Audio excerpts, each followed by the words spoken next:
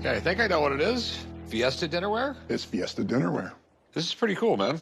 It's Fiesta where it's sort of like iconic. People start buying this and they just can't stop buying the little accessories. Exactly. You get all this and then you need the stuff for the bathroom. I'm at the pawn shop here to sell some Fiesta Dinnerware. The color is rose pink. My wife has collected them for over 20 years. They are a mint collection. There's no chips, there's no hairline fractures. They're all beautifully kept. There's a lot of beautiful tradition in the pieces, and I think that somebody will really enjoy it like we have. I am hoping to get $750. Neat. So what all do you have in the set? We have a dinner set for 4, and then we have a butter dish in here, and we have gravy boat, and quite a few more pieces in there. All right. Pretty cool. Okay, where'd you get it? Well, my wife's been collecting it since the 90s. Fiestaware. I think the actual name, yeah, the Homer Laughlin China Company.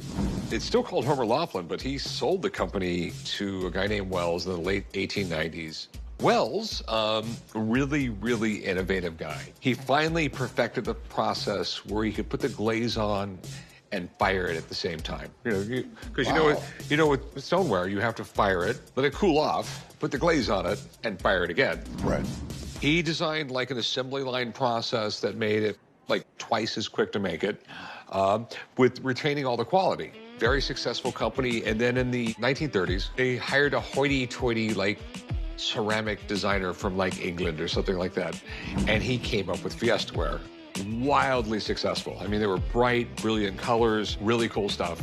It's an American classic. Everybody collects it. It has not gone out of style. You got a great little set here, and it looks all in really good shape. Now, here's the thing. How much you want for it? I'm looking for about $750. Give you $400. Here's the thing. It's ceramic. It's breakable. Right. It takes up a lot of room. How about $550? $450? $475. Deal. Deal. All right. Go right over there. I'll get you paid. You got it. Just might keep these, and real men do eat off pink plates. Long before we ever jumped up the word Fiestaware, people knew that in order to get the party started, they needed to serve up some grade A snacks. And to serve it up the fanciest way possible. Around 25 AD, the Chinese had begun to develop these early glazed ceramic pieces into what we now know as porcelain. The name was coined by an Italian tourist visiting China in the 13th century, one Marco Polo. Yes, the guy the pool game was named after. During the Ming Dynasty of the 14th century, porcelain had taken on a distinctive blue and white coloring and was being traded to Europe. And the Dutch decided to try their hand at this, creating their own signature blue and white pottery in the 1600s called Delftware. It stood the test of time and is still being manufactured by hand today. Fine china as a status symbol quickly traveled across the Atlantic. And when we think of the elite here in America, it all starts at 1600 Pennsylvania Avenue, the White House.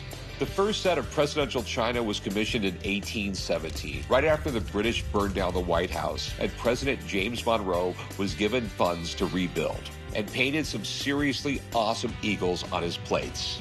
All this talk about dinnerware is making me hungry for dinner. Let me figure out what I'm going to order.